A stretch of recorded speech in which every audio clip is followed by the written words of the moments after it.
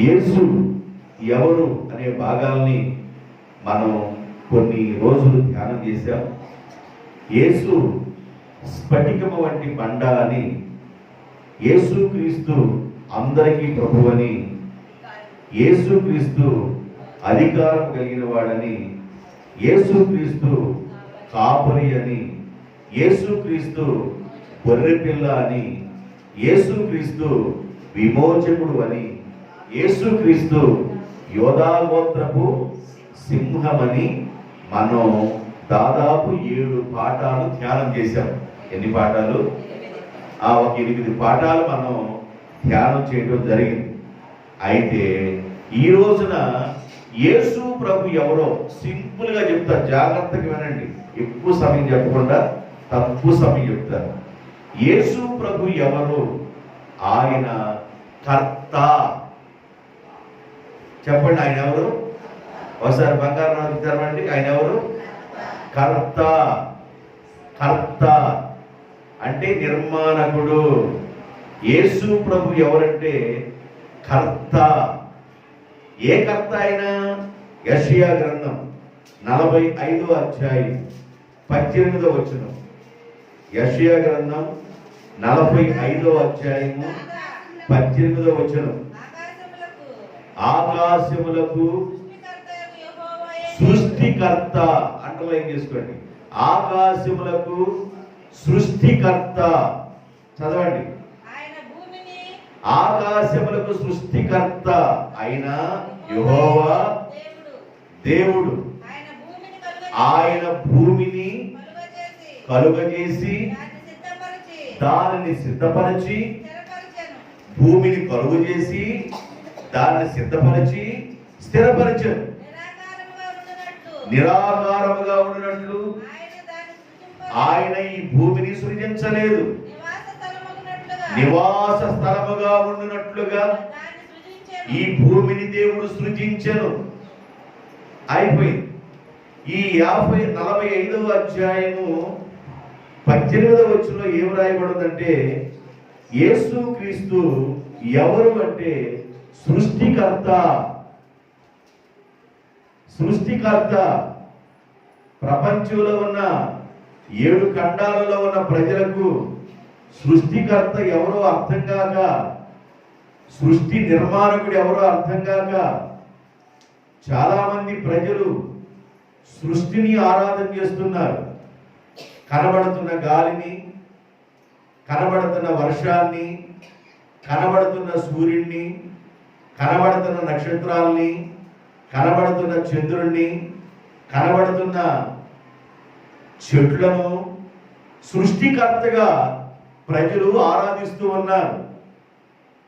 కానీ యేసు ప్రభు చేసిన పని ఏంటంటే, ఆకాశములు నా చేతి పనులు, ఆకాశము మహాకాశము అందున్న సమస్తము అవి నా చేతి పనులు, నేనే సృష్టికర్తను అంటున్నాడు. ఆకాశము మహాకాశములు ప్రభువైన యేసుక్రీస్తు ద్వారా సృష్టించబడ్డాయి. సూర్యుడు, చంద్రుడు, నక్షత్రాలు ప్రభువైన యేసుక్రీస్తు ద్వారా సృష్టించబడ్డాయి. మనకి సూర్యుడు చాలా పెద్ద గోళంగా కనబడతా ఉన్నాడు. సూర్యుడి కంటే ఇంకా డబల్ రెట్లు గోళాలు ఇంకా పైన ఉన్నాయి. సూర్యుడు కొద్ది తక్కువ భాగంలో ఉన్నాడు కాబట్టి ఆయన చాలా పెద్ద గోళంగా కనబడుతున్నాడు. ఆయన కంటే, సూర్యుడి కంటే పెద్ద గోళాలు ఇంకా పైన ఉన్నాయి. ఆకాశ మహాకాశాలలో దేవుడు ఎన్నో సృష్టించాడు. నేను సృష్టికర్తను అన్నాడు. భూమిని అందున్న సమస్తమును నేనే సృష్టించి మానవులకు నివాస స్థలముగా ఉన్నట్లుగా దానిని నేను స్థిరపరిచాను. చెట్లు, పక్షులు, కొండలు, జలచరాలు, సముద్రము, ఇలాగా భూమి మీద ఏమి కనబడుతున్నాయో ఇవన్నీ దేవుని యొక్క సృష్టి ద్వారా మాత్రమే కలిగినవి. ఆకాశము అందున్నవి దేవుని యొక్క సృష్టి ద్వారా మాత్రమే కలిగినవి. ఆయన సృష్టి నిర్మాణకుడు. ఆకాశాన్ని, భూమిని దేవుడు, భూమి మీద ఉన్న వాటిని, ఆకాశం ముందున్న వాటిని దేవుడు ఏం చేశాడంటే కలుగునుగాక, కలుగునుగాక, కలుగునుగాక అని పలికాడు. కానీ సృష్టిలో దేవుడు చేసిన గొప్ప అద్భుతం ఏంటంటే మనిషిని కలుగునుగాక అల్లా, మనిషిని కలుగునుగాక అల్లా, మనిషిని స్వస్థాలతో చేసుకొని దేవుని యొక్క నాసికారంధ్రములో నుండి మానవుని యొక్క నాసికారంధ్రాల్లో జీవవాయువునోదగా మనుషుడు జీవించు ఆత్మయ్యాడు. దేవుని యొక్క ఊపిరి మనిషిలో ఉంది, దేవుని యొక్క ఆయుష్కాలం మనిషిలో ఉంది.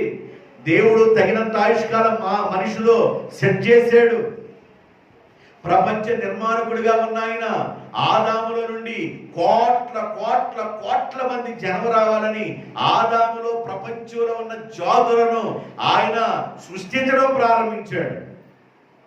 ఒక మనిషిలో కొన్ని కోట్ల కణాలు ఉంటాయి, కోట్ల కోట్ల కణాలు ఉంటాయి ఒక మనిషిలో. ఆదాములో కూడా అలాగే కోట్ల కణాలను పెట్టాడు. ఆదాములో నుండి అనేక మంది ప్రజలను బయటికి తీసుకురావాలని. సరే, దేవుడు అలా తీసుకొచ్చాడు. కానీ భూమి మీద బలత్కారం పెరిగిపోయింది. భూమి మీద దేవుడిని ఆరాధించడం లేదు, బలత్కారం పెరిగిపోయింది. మనుషులు లోబడటం లేదు, మనుషులు బలత్కారులుగా ఉన్నారు, మనుషులు ఇష్టానుసారంగా ఉన్నారు, ఇష్టానుసారమైన మార్గంలో ఉన్నారు. దేవుడు వాళ్ళ వైపు చూసినప్పుడు బాధపడ్డాడంట. దేవుడు ఎందుకు వీళ్ళని నేను ఉంచాను భూమి మీద, ఎందుకు నేను వీళ్ళ సృష్టించాను అని మనసులో దేవుడు చాలా బాధపడి, దేవుడు ఆ రోజుల్లో దేవుని యొక్క కృప పొందిన నోవాహుతో అంటాడు, నోవాహు, ఈ జనాన్ని చూస్తుంటే నువ్వు అక్కడవే కనబడుతున్నా నా ఎదుట నీతిమంతుడిగా, నీ ద్వారా నా పని చేసుకుంటాను అని నోవాహు ద్వారా దేవుడు పని చేసుకుంటా సువార్తను ప్రకటించారు. కానీ ఆ రోజుల్లో ఉన్నవారు ఎవరు సువార్తను వినలా, లోబడలేదు, భయం లేదు, భక్తి లేని వారుగా ఇష్టానుసారంగా జీవిస్తా ఉన్నారు. అయితే దేవుడు అన్నాడు, నోవాహు, వాళ్ళు వినకపోయినా నీవు చెప్పాలి, నువ్వు చెప్పటం నీ పని అన్నాడు. నోవాహు చెబుతూనేమన్నాడు. ఎన్ని సంవత్సరాలు నోవాహు బోధ చేశాడంటే 120 సంవత్సరాలు నోవాహు బోధించడం ప్రారంభించాడు. దేవుని బిడ్డలారా, ప్రజలు ఎలా ఉన్నారంటే తినొచ్చు, త్రాగుచు, పెళ్లిళ్ళు చేసుకుంటూ, పెళ్లిళ్ళకిస్తూ, ఇష్టానుసారమైన జీవితంలో, ఇష్టానుసారమైన బ్రతుకుల్లో పాపములు మునిగి తేలిపోతా ఉన్నారు ప్రజలు. కానీ సమయం వచ్చిందాక దేవుడు చూస్తాడు. ఒక మనిషి తప్పు చేసిన వెంటనే దేవుడు వెంటనే శిక్షించడు. ఒక మనిషి పాపం చేసిన వెంటనే దేవుడు శిక్షించడు. పాపం పండాలి, పాపం పండిన తర్వాత శిక్ష వస్తుంది. పాపం పరిపక్వమైందాక, ఆ రోజుల్లో ఉన్న మనుషుల యొక్క పాపం పండిందాక దేవుడు నోవాహు ద్వారా వాక్యం చెప్పించారు. పాపం పండిపోయింది, నోవాహు వాడ చేయటం కూడా అయిపోయింది. నీ ఫ్యామిలీ వాడలోకి రండి అన్నాడు. వాడలోకి నోవాహు ఫ్యామిలీ వెళ్ళిపోయింది. నోవాహు ఫ్యామిలీ వాడలోకి వెళతా ఉండగా భూమి మీద ఉన్న జంతువులలో జాతరగా వాడలోకి వెళ్ళిపోయింది. ఆడది మగది, ఆడది మగది వాడలోకి వెళ్ళిపోయింది. నోరు లేనాటి కన్నా తెలుస్తుంది వాడలోకి వెళ్ళాలని. నోరు లేని జంతువులకు ఆడది మగది వాడలోనికి వెళతా ఉన్నాయి. విచిత్రంగా ఉంది. జనాలు చూస్తున్నారు, ఇదేంద్రా విచిత్రంగా ఉంది, ఊరి మధ్యలోనే కదా వాడ తయారు చేసింది. ఈ నోవాహు ఏం మంత్రం పెట్టాడు కానీ పులుల్లో ఆడది మరి మగది వెళ్తుంది, సింహాల్లో ఆ విధంగా వెళ్తుంది, ఏనుగుల్లో అలాగే వెళ్ళిపోతుంది, ప్రతి జంతువుల్లో అట్టకి వెళ్ళిపోతుంది. ఈయన ఏం మాత్రం పెట్టాడు కానీ మరి అన్నిటికి వెళ్ళిపోతుంది అనుకున్నాడు. ఇక వెళ్ళిపోయిన తర్వాత డోర్స్ క్లోజ్ చేశాడు. దేవుడు ఎప్పుడైతే డోర్లు మూసాడో భూమిలో ఉన్న ఓటలు విప్పబడ్డాయి, ఆకాశంలో ఉన్న ఓటలు విప్పబడ్డాయి. 40 రోజులు పగలు రాత్రులు ప్రచండమైన వర్షం. ఈ వర్షం ఎంతగా ఉందంటే సముద్రాలు మునిగిపోయినాయి, కొండలు మునిగిపోయినాయి, పర్వతాలు, కొండలకు మించిన పెద్దవి పర్వతాలు మునిగిపోయినాయి. అరారాతు పర్వతం మీద 15 మోర్లు ఎత్తు చేసిన నీళ్లు. నోవాహు వాడలాగా పైకి వెళ్ళిపోయింది. నోవాహు వాడ శిథిలాలు అరారాతు పర్వతాల మీద జ్ఞాపకార్థంగా ఉన్నాయి. ఈ రోజున అరారాతు పర్వతం మీద నోవాహు యొక్క వాడ శిథిలాలు జ్ఞాపకార్థంగా ఉన్నాయి. దేవుడు కొన్ని జ్ఞాపకాలు భూమి మీద ఉంచాడు. కొన్ని జ్ఞాపకాలు మనుషులకు అర్థం కావాలని దేవుడు భూమి మీద ఉంచాడు. ప్రార్థన చేసిన ఎస్తేరు, ప్రార్థన చేసిన మొర్దెకై, వాళ్ళ సమాధులు భూమి మీద ఉన్నాయి. ఇప్పటికై గుర్తులు ఉన్నాయి. యేసు ప్రభుని పెట్టిన అరిమత యేషపు సమాధి ఈ రోజుకి తెరవబడి ఖాళీగా ఉంది. గుర్తులుగా దేవుడు ఉంచాడు వాటిని చూసి అంత జ్ఞానం తెచ్చుకోండి అని. సృష్టికర్త, మనం ఆరాధించే దేవుడు ఎవరంటే ఆయన సృష్టికర్త. ఆయన ఆకాశమును అందున్న వాటిని కలుగు చేశాడు, భూమిని అందున్న వాటిని కలుగు చేశారు. అయితే మనిషికి ఎవరు అర్థం కాలేదంటే సృష్టికర్త అర్థం కాక ప్రజలు ఏం చేశారంటే సృష్టిని ఆరాధించడం ప్రారంభించారు. సృష్టికర్తని మరచి జనులు సృష్టిని పూజించుట తగునా. సృష్టికర్తని మరచి జనులు సృష్టిని పూజించుట తగునా.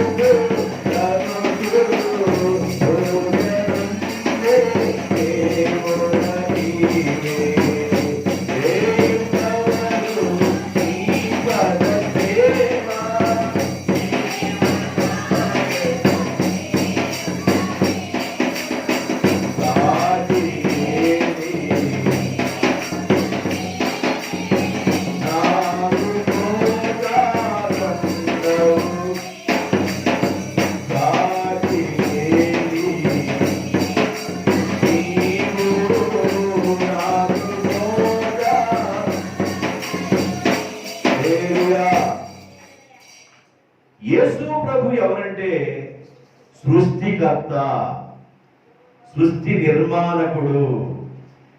ఆయన లేకుండా ఏది కలగలేదు. కొలసీ రాసిన పత్రిక 2వ అధ్యాయం, కొలసీలకు రాసిన పత్రిక ఒకసారి చూడాలి. కొలసీలకు రాసిన పత్రిక 2వ అధ్యాయం. ఆయన అదృశ్య ఎన్నో వచనం? 15వ వచనం చూడండి. కొలస్సీయులకు రాసిన పత్రిక 1వ అధ్యాయము 15వ వచనం. ఆయన అనగా యేసు ప్రభు అదృశ్య దేవుని స్వరూపి అయి, అదృశ్య దేవుని స్వరూపి అయి సర్వ సృష్టికి ఆది సంభూతుడై ఉన్నాడు. ఎలయనగా ఆకాశమందున్నవి భూమి అందున్నవి, కనబడేవి గాని కనబడనివి గాని, సింహాసనములైన ప్రభుత్వములైన ప్రధానులైన అధికారములైన సర్వమును యేసు ప్రభువునందు సృజించబడెను. సర్వమును ఆయన ద్వారానే సృజించబడెను. ఆయన లేకుండా ఏది కలుగా లేదు. ఆయనే సృష్టి నిర్మాణకుడు. యేసు ప్రభు ఎవరు? ఆయన స్ఫటికము వంటి బండ. యేసు ప్రభు ఎవరు? ఆయన అందరికీ ప్రభు. యేసు ప్రభు ఎవరు? ఆయన అధికారం కలిగిన వాడు. యేసు ప్రభు ఎవరు? ఆయన విమోచకుడు. యేసు ప్రభు ఎవరు? ఆయన కాపరి. యేసు ప్రభు ఎవరు? ఆయనే వధించబడిన గొర్రె పిల్ల. యేసు ప్రభు ఎవరంటే యోధా గోత్రపు సింహము. ఈ రోజున యేసు ప్రభు ఎవరని మనం నేర్చుకున్నామంటే ఆయన సృష్టికర్త. యేసు ప్రభు ఎవరు? సృష్టికర్త. రైట్, సృష్టికర్త. రెండో విషయం చెప్తారు. యెషయా గ్రంథం 9వ అధ్యాయం 6వ వచనం.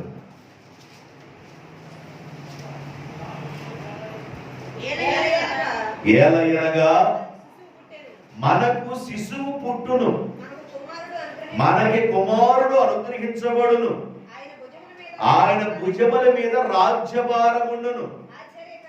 ఆశ్చర్యకరుడు. ఏ కర్త? ఏ కర్త? ఆలోచనకు కర్త, బలవంతుడైన దేవుడు, నిత్యుడగు తండ్రి, సమాధానకర్త. ఏ కర్త? ఆలోచనకర్త, సమాధానకర్త, సృష్టికర్త. మీరు ఏం మోసుకెళ్ళాలంటే మధ్యలో ఎందుకు గుర్తుంటాయి? ఉండవు. సృష్టికర్త, ఆలోచనకర్త, సమాధానకర్త. ఆలోచన చెప్పేవాడు దేవుడు, ఆలోచనలు ఇచ్చేవాడు దేవుడు. ఒకసారి ఇశ్రాయేలు ప్రజలు యుద్ధం చేయడానికి ప్రవక్త దగ్గరికి వెళ్ళి అడుగుతున్నారు, అయ్యా ఈ రోజు మేము యుద్ధం చేయడానికి వెళ్ళొచ్చా వెళ్ళకూడదంటే, ఆలోచన చెప్పే దేవుడు ప్రవక్తకి చెబితే, ఈ రోజు మీరు యుద్ధానికి వెళ్ళబాకండి, ఈ రోజు మీరు తూర్పు దిక్కుకు వెళ్ళబాకండి, ఈ రోజు మీరు పడమటి దిక్కుకు వెళ్ళబాకండి, ఈ రోజు మీరు ఉత్తర దిక్కుకు వెళ్ళబాకండి, ఈ రోజు మీరు దక్షిణ దిక్కుకు వెళ్ళబాకండి అంటే శత్రువులుగా ఉన్న వాళ్ళకి మతిపోతా ఉంటది. ఎవరా? అందరూ తూర్పు దిక్కులు ప్రయాణమై వెళ్ళిపోతా ఉన్నారు కదా, మనం అందరూ తూర్పు దిక్కుకి వెళ్ళిపోయి మాటేస్తే ఒక్కరు రాలేదేంటి మనం వాళ్ళని చంపుదామంటే? ప్రవక్త ఆపేశాడు, దేవుడు ఆలోచన చెప్పాడు. దేవునికి స్తోత్రం. తూర్పు నడిచేవాడు అందరూ ఆ రోజు పరమటి నడవడం ప్రారంభించారు. రాజుగారికి వార్త వెళ్ళిపోయి, అయ్యా తూర్పు ప్రయాణం చేసేది వారు పరమటి ప్రయాణం చేస్తున్నారు, రే మన సైన్యం అంతా పరమటి వెళ్ళిపోయి అక్కడ మీరు దాగి ఉండండి, కనబడి చంపండి అంటే ప్రవక్త అన్నాడు, ఈ రోజున మీరు పరమటికి ప్రయాణం చేయకూడదు, మీ రోజు దక్షిణానికి ప్రయాణం చేయండి అన్నాడు. దేవునికి స్తోత్రం. ఒక్కరు రాలా, పరమటిన వాడు కాపేస్తే ఒక్కరు రాలా. కొన్నాళ్ళు దక్షిణానికి ప్రయాణం చేస్తూ ఉన్నారు. రాజుగారికి ఈ విషయం తెలిసింది, తూర్పుకి రావట్లేదు, పడమటి దిక్కుకు రావట్లేదు, అయ్యే వీళ్ళందరూ దక్షిణ దిక్కు వెళుతున్నారు. దక్షిణ దిక్కు వెళుతున్నారా? మన సైన్యం అంతా దక్షిణ దిక్కు వెళ్ళండి అన్నాడు. ప్రవక్తకి దేవుడు మనలా చెబుతున్నాడు, ఇజ్రాయెల్ ప్రజలు దక్షిణ దిక్కు ప్రయాణం చేయొద్దని చెప్పి అన్నాడు. ఆగిపోయారు. ఉత్తరం దిక్కు ప్రయాణం చేయండి అన్నాడు. ఎంతగా ఎన్ని రోజులు చూసినా దక్షిణ దిక్కు రావట్లా, ఉత్తరం దిక్కు వెళుతున్నారు. రాజుగారికి అనుమానం వచ్చింది, రే మన సైన్యంలోనే ఎవడో ఒకడున్నాడు, మన వరకు నీ మాటలన్నీ వెళ్ళిపోయి ఇజ్రాయేల్కి తెలియజేస్తున్నాడు అనుకుంటే, అక్కడ ఉన్న ఆయన ఒక ఆయన అన్నాడు, రాజా ఇజ్రాయేల్కి తెలియజేసేవాళ్ళు ఎవరు లేరు ఆయన, ఇజ్రాయేల్ మధ్య ఒక ప్రవక్త ఉన్నాడు, ఆ ప్రవక్తకు వాళ్ళ దేవుడు చెబుతున్నాడు. వాళ్ళ దేవుడు గైడ్ లైన్స్ లో వాళ్ళు ఉన్నారు. వాళ్ళ దేవుడు చెప్పినట్లుగా వాళ్ళు నడుస్తున్నారు. అందుకే వాడు మనకు దొరకటం లేదు. దేవునికి స్తోత్రం. శత్రువుకు నువ్వు దొరకకుండా ఉండాలంటే, అపవాదికి నువ్వు లోబడకుండా ఉండాలంటే, పాపం నీ మీద ప్రభుత్వం పెద్దలు చేయకుండా ఉండాలంటే నీవు దేవుని స్వరానికి లోబడాలి. ఆయన ఆలోచన చెప్పేవాడు, ఆయన ఆలోచనకర్త, ఆయన ఆలోచన చెప్పే దేవుడు. సొదొమ గొమొర్రా పట్టణాన్ని గురించి అబ్రాహాముతో ఎన్నో రీతులుగా చెప్పాడు దేవుడు. ఆలోచనకర్త ఆయన. ఆమోసుతో దేవుడు అంటాడు, నేను చెప్పకుండా ఏం చేయనంటాడు. ఆయన ఆలోచన చెప్పే దేవుడు. మూడవది సమాధానకర్త. ఏ కర్త? సమాధానకర్త. మనం ఆరాధించే దేవుడు సమాధానకర్త. ఈ ఒక్క మాట చెప్పేసి అది ముగించేస్తారు. చాలా విషయాలు ఉన్నాయి. అన్ని విషయాలు ఎందుకు? మూడు మోసుకెళ్ళండి. ఒకటే కర్త, సృష్టికర్త అనగా మీకేం గుర్తు రావాలి? మంచం మీద పడుకున్నప్పుడు ఆకాశం గుర్తు రావాలి, నక్షత్రాలు గుర్తు రావాలి, చంద్రుడు గుర్తు రావాలి. ఇదంతా దేవుని సృష్టిని గుర్తు రావాలి. నేల మీద నేను ఉన్నాను, భూకంపం లేకుండా అంటే ఈ భూమి కూడా దేవుడు చేశాడు నీకు గుర్తు రావాలి. సృష్టికర్త, సృష్టి నిర్మాణకుడు, ఆలోచనకర్త, సమాధానకర్త. దేవునికి స్తోత్రం. ఆయన సమాధానకర్త. యెషయా గ్రంథం 26వ అధ్యాయం 12వ వచనం. యెషయా గ్రంథం 54:10. 26:12 ఒకటి తీసుకోండి. 54:10 ఒకటి తీసుకోండి. 66:12 మరొకటి తీసుకోండి. యెహోవా నీవు మాకు సమాధానమును స్థిరపరచుదువు.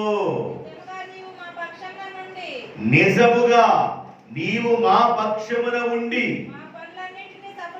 మా పనులన్నిటినీ సఫలం చేసేవాడము, సమాధానమును స్థిరపరచువాడు ఆయనే. ఆయనే సమాధాన కర్త.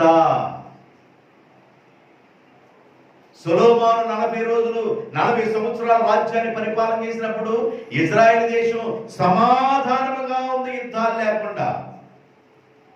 యుద్ధాలు లేకుండా భూమి మీద సమాధానంగా ఉంది. ఆ 40 సంవత్సరాల పరిపాలన కాలంలో సొలొమోను తండ్రి అయిన దావీదు గారు పరిపాలన చేసినప్పుడు యుద్ధాలు జరిగినాయి. దావీదు గారి టైంలో యుద్ధాలు జరిగినాయి. వాళ్ళ కుమారుడైన సొలొమోను గారి కాలంలో యుద్ధాలు జరగల. కారణం ఏంటంటే చిన్న పిల్లోడుగా ఉన్నప్పుడే దేవునికి లోబడిపోయాడు ఆయన. దేవునికి స్తోత్రం. అయ్యా, మా నాన్నగారు వృద్ధాప్యం అయిపోయింది, మా నాన్నగారి యొక్క రాజ్యాన్ని నడిపించడానికి మీరేమన్నా నన్ను ఏర్పాటు చేసుకున్నారు, మీరేమన్నా నన్ను అభిషేకించారు. ఈ 12 గోత్రాలు ఇజ్రాయెల్ ప్రజలు ముదిరిపోయిన ములక్కాయలు, చాలా పెద్ద పెద్ద ఏపీలు ఉంటారు. వీళ్ళందరినీ ఒక తాడి మీద నడిపించాలంటే మరి నాకు జ్ఞానం చాలదు కదా, తగిన జ్ఞానం నాకు దయచేయంటే దేవుడు అన్నాడు సభాష్ అన్నాడు. దేవా, ఎందుకు సభాష్ అన్నావంటే నువ్వు వెండినో బంగారమో రత్నాలు ముత్యాలు ఇంకో దేశం మీదకి వెళ్ళి కొలగొట్టుకు రావాలని నువ్వు అడగలేదు కదా. వీళ్ళందరూ క్షేమంగా ఉండాలని కోరేవు కాబట్టి నీ దేశములకు సమాధానము కలుగును అన్నాడు దేవుడు. సమాధానాన్ని నెలకొల్పేవాడు ఆయన, నిన్ను స్థిరపరిచేవాడు ఆయన, నీ కుటుంబాన్ని స్థిరపరిచేవాడు.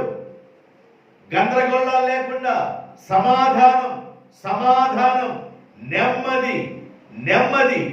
నెమ్మది కలగాలంటే అది దేవుని ద్వారా మాత్రమే కలుగుతుంది. దేవుడు సమాధానకర్త. అయ్యా, మా పనులన్నిటినీ నువ్వు గమనించి మా పనులన్నిటినీ సఫలీకృతము చేయము. మేము అడుగు పెడుతున్న ప్రాంతాల్లో, మేము పని ప్రారంభించే ప్రతి పనిలోనూ మీరు సఫలీకృతం చేయండి. మేము అడుగుపెట్టే ప్రాంతంలో మీరు లేకపోతే, మేము అడుగుపెట్టే ప్రాంతంలో మీ సన్నిధి లేకపోతే అక్కడ ఏ విజయము మాకు రాదు. ఇస్సాకు అడుగు పెడితే అక్కడ ఒక విత్తనం వేస్తే నూరంతర ఫలం వచ్చిన కారణం ఏంటంటే సమాధానకర్త అయిన దేవుడు అబ్రహాముతో ప్రామిస్ చేశాడు కనుక, అబ్రహాముతో ప్రామిస్ చేసిన దేవుడు అబ్రహాంకి 8 మంది పిల్లలు ఉన్నా కూడా 8 మంది పిల్లల్లో ఒక పిల్లోడిని ఏర్పాటు చేసుకున్నాడు. ఆ పిల్లవాడు ఇస్సాకు దేవుడు ఆశీర్వాదం ఇచ్చాడు. కారణం ఏంటి తెలుసా? అడుగు పెట్టిందల్లా బంగారమైంది. కారణం ఏంటంటే సమాధానకర్త ఇస్సాకుతో ఉన్నాడు. ఇస్సాకులో నుండి వచ్చిన బిడ్డల్లో 2 ఉంటే యాకోబుని ఏర్పాటు చేసుకున్నాడు. యాకోబుతో దేవుడు ఉన్నాడు. భూమి మీద యాకోబుని దేవుడు ఆశీర్వదించాడు. ఇలాగా మనము ఆరాధించే దేవుడు సమాధానకర్త, ఆలోచనకర్త, సృష్టికర్త. ఈయన మన పనులను స్థిరపరిచే దేవుడు. ఏం చేస్తాడంటే ఆయన మన పనులను స్థిరపరుస్తాడు. స్థిరపరిచే దేవుడు. ఏదైనా ఒక పని ప్రారంభించినప్పుడు దేవుని ద్వారా ప్రారంభింపబడే పని అది స్థిరముగా ఉండిద్ది. రెండో మాట, పర్వతమును తొలగిపోయినను మెట్టలు తత్తరిల్లినను నా కృప నిన్ను విడిచిపోదు. సమాధాన విషయమైన నా నిబంధన తొలగిపోదు. సమాధానకర్త అయిన దేవుడు సమాధాన సంబంధమైన నిబంధన మన నుండి తొలగిపోకుండా సమాధానాన్ని కలుగు చేస్తాడు. తూర్పు నుండి, పడమటి నుండి, ఉత్తరము నుండి, దక్షిణము నుండి సమాధానము కలుగునుగాక. ఆమేన్ చెప్పండి. గొడవలు ఏమైనా కావాలేదు మీకు? ఇళ్ళ పక్కన వాళ్ళ ద్వారా, ఇళ్ళ పక్కన వాళ్ళు గొడవలు ఏమైనా కావాలేదు? తూర్పు వాళ్ళ నుంచి, లేదా పడమటి వాళ్ళ నుంచి, లేదా దక్షిణ వాళ్ళ దగ్గర నుంచి, ఉత్తరం వాళ్ళ దగ్గర నుంచి, నలుదిక్కుల నుండి దేవుడు మీకు సమాధానం చేకూర్చునుగాక. నోరాలు చెప్పుకోండి ఆమేనని. నలుదిక్కుల నుండి దేవుడు సమాధానం కలుగు చేయనుగాక. ఆయన సమాధానాన్ని అనే నిబంధనను దేవుడు స్థిరపరుస్తాడు. ఆయన సమాధానకర్త. ఇంకో మాట చెప్పాను కదా, 66:12 చెప్పాను కదా, నా చదవండి. దేవుడు ఇలాగ సెలవిచ్చుచున్నాడు, ఆలకించండి. రైట్. సమాధానం ఎలాగంట? సమాధానం ఎలాగొచ్చిందంట? అందరు కాలంలో కడ్డీలు వేసుకున్నప్పుడు జాలు నీళ్ళు వస్తాయే, నరుమని కూడా తడుపుకోవడానికి వీలు లేకుండా అట్రాబట్ట నీళ్లు పైన వేస్తారు కడ్డీ, వాళ్ళకి నిండిన తర్వాత మన కిందకు వస్తాయి. అప్పుడు ఇది ఇట్లిస్తా ఉంటుంది. కానీ బైబిల్ చెబుతుంది నది వలె సమాధానమును, నది వలె సమాధానమును పొర్లి పారేటట్టుగా చేస్తాను. జనముల ఐశ్వర్యమును అనుభవించున్నట్లు నది ఒట్టు మీద నీళ్లు పొర్లి పారునట్లుగా, జల ప్రవాహము వలె మీ యొద్దకు ఐశ్వర్యమును రాజేస్తాను. ఐశ్వర్యం వస్తుంది మీ దగ్గరికి. ఐశ్వర్యం మీ దగ్గరికి వస్తుంది. ఎట్లా వచ్చింది తెలుసా? కాలం నిండి ఒడ్డును కూడా నిండి పొర్లితే అట్లాగా పొంగి పొర్లేటట్లుగా ఐశ్వర్యం మీ దగ్గర నడిపిస్తాను అన్నాడు దేవుడు. సమాధానాన్ని అలాగే నడిపిస్తాను, ఐశ్వర్యం కూడా అలాగే నడిపిస్తాను అన్నాడు. జనములు నీ వెలుగునకు పరుగెత్తి వచ్చేదారు.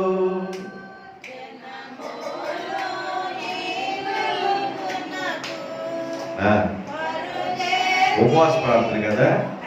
ఏ ప్రార్థన? ఉపవాస ప్రార్థన. అందుకని మీరు ఉపవాసం ఉండొచ్చారు. అందరూ పాడదాం. జనములు నీ వెలుగునకు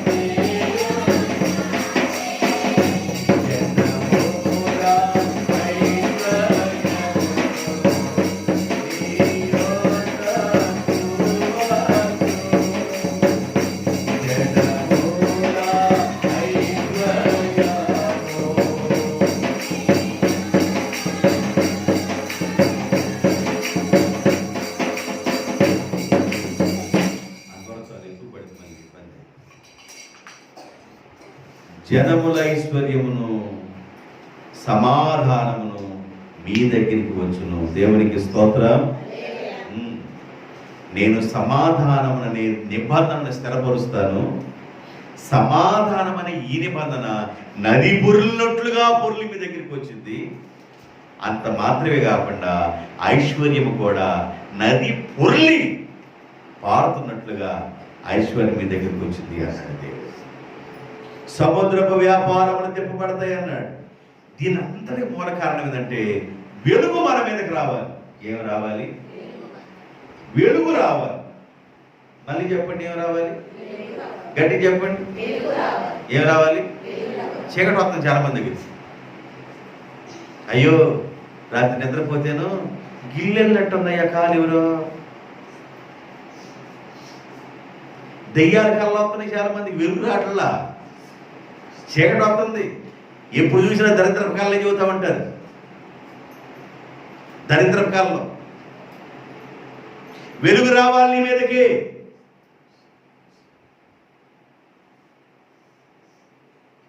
వెలుగు ఎట్టొచ్చింది అయ్యా నాకు చెప్పరా? వెలుగు ఎట్టొచ్చింది నాకు చెప్పరా అంటే, వెలుగట్ట క్రమ పద్ధతి అయిన ప్రార్థన ద్వారా వచ్చిందంట. ఏ ప్రార్థన చెప్పండి? ఏ ప్రార్థన? క్రమ పద్ధతి. పిల్లోడు చదువు వచ్చి రాకపోయినాడు, డైలీ బడికి వెళ్ళాడు అనుకో, ఆడికి ఒక క్రమం అంట. అమావాస్యకు ఒకసారి, పౌర్ణానికి ఒకసారి, నెల పడుపు పట్టించినప్పుడు ఒకసారి, ఇట్లా వెళ్తున్నాడు అనుకో, ఈ అమావాస్యకి వెళ్ళినప్పుడు అంటాడు. ఈ పౌర్ణమి దగ్గర రాగలే అమ్మహా అంటాడు. ఈ మధ్యలో ఉన్న ఎవరికి ఎత్తారు? ఈ మధ్యలో ఎవరికి ఎత్తారు? ఏమి నేర్చుకున్నారంటే అమ్మహా. ఈ మధ్యలో ఈ మధ్యలో ఎవరు చెప్పారు? టీచర్ చెప్పింది అనుకున్నామేంది? నెప్ప ఎవరి మీద వేస్తారు? వీడి మీద వేసుకోండి. బడికి వెళ్ళలేదు నేను, అందుకని ఆయన రాలేదు, నాకు నెప్ప వేసుకో. వినండి దేవుని బిడ్డలారా, దావీదు భక్తుడు అంటాడు, నా గిన్నె నిండి, ఊరకు సుసూత్రం చెప్పాకండి, బేసు బరువుగా చెప్పండి. నా గిన్నె నిండి పొర్లుతుంది. పొర్లే ఆశీర్వాదం, పొర్లే సమాధానం, పొర్లే ఐశ్వర్యం నీ దగ్గర రావాలంటే వెలుగు రావాలి. వెలుగు రావాలంటే క్రమ పద్ధతి అయిన ప్రార్థన చేయాలి. ఏ ప్రార్థన? ఇది లాస్ట్ మాట అండి. లాస్టేగా నేను సమాధానకర్తగా చెప్పాలనుకుంది. ఒకటే కర్త, సృష్టికర్త. రెండవది ఆలోచనకర్త. మూడవది సమాధానకర్త. నాలుగవది రక్షణకర్త. ఐదవది విశ్వాసకర్త. ఇలా నేను చెప్పుకుంటూ వెళ్తే చాలా విషయాలు ఉన్నాయి, చాలా విషయాలు ఉన్నాయి. కానీ మూడు మాటలే. మీరు వెళ్తే మోసుకొని ఈ ఇంటికి వెళ్తా కూడా అదే అంటా ఉన్నాను, అన్నం తింటా. మా అమ్మకి ఏదో పట్టింది అనుకుంటారు, ఇంటి దగ్గర ఉన్నాడు. ఏ కర్త? సృష్టికర్త, ఆలోచనకర్త, సమాధానకర్త. రైట్. ఈ సమాధానకర్త చేసే పని ఏంటంటే, సమాధానం అనే నా నిబంధన మీతో స్థిరపరుస్తాను. ఈ సమాధానం అనేది నది ప్రవాహములాగా మీ యొద్దకు పొర్లు వస్తుంది, ఐశ్వర్యం కూడా పొర్లు వస్తుంది మీ దగ్గరికి అన్నాడు. ఎలా వచ్చింది ఇది? దీవెన ఎలా వచ్చింది? సింపుల్, మీకు అర్థమైందని చెప్తాను, జాగ్రత్తగా వినండి. ఇటలీ పటాలం అనబడిన పటాలంలో శతాధిపతి అయిన కొన్నేలు ఉన్నాడు. ఏ పదిన? శత అనగా 100 మంది మీద అధిపతి. సహస్రాధిపతి, శతాధిపతి, ఇలాగా సైన్యాధిపతి, కొంత సైన్యంకి అధిపతి ఉంటాడు ఈ శతాధిపతి. 100 మంది మీద చాలా బాధ్యతలు ఉన్నాయి. 100 మందిని నడిపించవలసిన బాధ్యత శతాధిపతిని కొర్నేలికి ఉంది. కొర్నేలి అన్యుడు, దేవుడంటే తెలియనివాడు. ఎలాగో తెలుసుకున్నాడు, యేసు ప్రభు దేవుడని ఎలాగో తెలుసుకున్నాడు. తెలుసుకొని ఆ రోజు నుండి దేవుని యొక్క కాంతి పొందేంత వరకు ప్రార్థన వదిలిపెట్టలేదు. దేవునికి స్తోత్రం. దేవుడు తెలుసుకున్న రోజు నుండి దేవుని వెలుగు ఆయన మీదకి వచ్చేంత వరకు ప్రార్థన వదిలిపెట్టలేదు. ఏ ప్రార్థన అంటే క్రమ పద్ధతి అయిన ప్రార్థన. ఏ ప్రార్థన చెప్పండి? క్రమ పద్ధతి. అంటే క్రమ పద్ధతి అంటే ఆయనకి 190 పనులు ఉండని. ఇంచుమించు 3 గంటల సమయంలో కొర్నేలి ప్రార్థనలో ఉండేవాడు. 1,00,000 పనులున్న 3 గంటల సమయంలో ఏ పని నేను చేయనురా బాబు, ఏ పని చేయను. ఆ తర్వాతే 3 గంటల ముందు ఏమైనా వస్తే పని, 3 గంటల తర్వాత వస్తే పని. ఈ 3 గంటల సమయంలో ఆయన గదిలో ఉండి ప్రార్థన చేసే అనుభవం కలిగిన వాడు. ప్రార్థనకి ఒక క్రమం ఉందా? ప్రార్థనకి ఒక క్రమం ఉందా? రాత్రిపూట దేవుడు మనకు ఆహారం ఇచ్చాడు, మరి ఆహారం తినబోతున్నాం. తిన్న ఆహారం జీర్ణం కాకపోతే పులితేపులు వస్తూ ఉంటాయి. పులితేపులకి ఏమైనా డైజనో మరి జెల్స్లో వేసుకోవాలి, అది కూడా పని చేయకపోతే ఇనో తాగాలి, అది కూడా పని చేయకపోతే ప్యాంటకో ర్యాంటాకో జింటాకో ఇవన్నీ వేసిన ఏ ట్యాక్ వేసిన లాభం లేకపోతే అప్పుడు మనం ఇంజక్షన్ చేయించాలి. అంటే దాని అర్థం ఏంది? దేవుడిచ్చింది నీకు అరాయింపై ఇన్ని పనులు జరుగుతున్నాయి అంటే కేవలం దేవుని కృప. దేవునికి స్తోత్రం. ఒకడు ఆహారం తిని తృప్తిగా ఉండగలుగుతున్నాడంటే అది దేవుని కృప. కోటీశ్వరులు ఉన్నారండి, ఏమి తింటానికి ఉండదు. అయ్యా జాగ్రత్త తింటారు, లడ్డు తింటారు, మిఠాయి, చటాయి, మరేం తింటారా? బూంది తింటావా? Gas trouble. మరేం తింటావా? పప్పు తింటా, దాల్ పప్పు తింటావా? మరి నువ్వు తినేది మజ్జిగ తాగుతావా? ఆహా.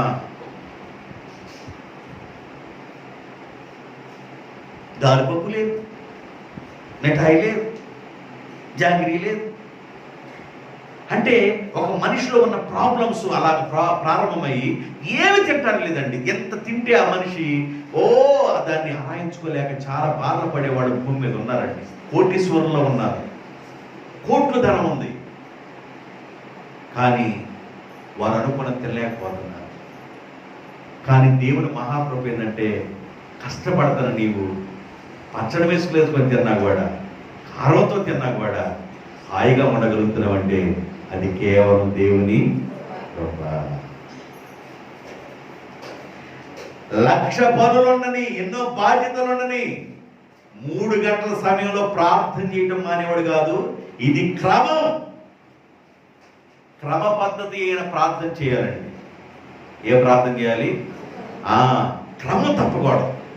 క్రమం తప్పకూడదు. క్రమం తప్పకుండా మనం ఏం చేయాలి? ప్రార్థన చేయాలి. స్పందన వాళ్ళు ఎవరైనా క్రమం తప్పుతారా? చెప్పండి. స్పందన వాళ్ళు ఎవరైనా క్రమం ఏ తట్టుతున్నారు మీరు? స్పందన సార్ వచ్చినప్పుడు ప్రతిజ్ఞ చేయాలి. స్పందన సార్ వచ్చే తలకి ఈ స్కూల్లో ఉన్న బడిలో ఉన్న పంచమత్తం మేము ఊడుస్తాము, సాపేస్తాము. 5 ఒక గ్రూపుగా ఉన్న మేము ఎక్కడున్నా వాళ్ళని లాక్కొచ్చుకుంటాము. వాళ్ళ ఒకళ్ళ కట్టకపోతే చెదురు పట్టడం కూడా మేము పైకి లేకము. పురుషులందరూ గోడ పక్కన నుండి చూస్తా ఉన్నా, వాళ్ళకి అన్నం పెట్టకపోయినా ఎండగట్టి మేము ఇలాగే కూర్చుంటాము. ప్రతిజ్ఞ లేదండి? లేదా? ఎంత క్రమం అనుకున్నా?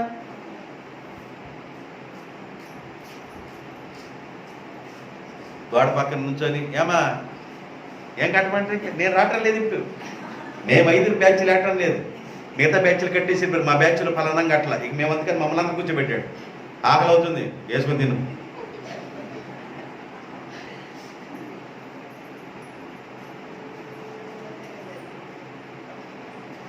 వాళ్ళు సంపాదన కోసం వాళ్ళు చాలా క్రమాన్ని పెట్టుకున్నారు. నీవు దేవుడు సంపాదించుకోవడానికి నీ క్రమం పెట్టుకోవా? నీకు క్రమం పెట్టుకోవా? దేవుని అగ్ని నువ్వు పొందేంత వరకు, అభిషేకం పొందేంత వరకు, దేవుని ప్రసన్నత పొందేంత వరకు, దేవుని యొక్క వెలుగు నువ్వు పొందేంత వరకు కనిపెట్టవా? ఒక అన్యుడు కనిపెట్టాడండి, ఒక అన్యుడు కనిపెట్టాడు. అన్యుడు కనిపెట్టి ప్రార్థన చేసుకొని దేవుని యొక్క వెలుగు పొందాడు. లేచిన దగ్గర నుంచి క్యాలెండర్, బుట్ట క్యాలెండర్ జేబులో పెట్టుకొని, యేసు ప్రభు నిద్రపోతున్నా నా జేబులోనే ఉన్నాడు, అన్న తింటా నా జేబులోనే ఉన్నాడు, బస్సు ఎక్కుతున్నా నా జేబులో. ఏం చేసుకోవడానికి? సావడానికి జేబులో. దేవుని కొరకు నీవు రగలాలని మాటలు చెబుతున్నా. దేవునికి స్తోత్ర. ముగిస్తున్నా. యేసు ప్రభు ఎవరంటే సృష్టికర్త. యేసు ప్రభు ఎవరంటే ఆలోచనకర్త. యేసు ప్రభు ఎవరంటే సమాధానకర్త. ఈ మాటలు మీ వెనుకల్లో దేవుడు ముద్రించి భద్రపరిచి మీ హృదయాల్లో దాయాలని ఆశిస్తూ ఈ మాటలు ముగిస్తున్నాను. దేవుడి ఈ మాటల ద్వారా మిమ్మల్ని దీవించను గాక. తల వంచండి, ప్రార్థన చేద్దాం. మహాపరిశుద్ధుడు తండ్రి ప్రభువా, మీకు వందనాలు, స్తుతులు, స్తోత్రాలు. భూమి ఆకాశములు సృజించి దృశ్యమైనవి అదృశ్యమైనవి పాలన చేస్తున్న వాడు నీవే. సృష్టికర్త, ఆలోచనకర్త, సమాధానకర్త.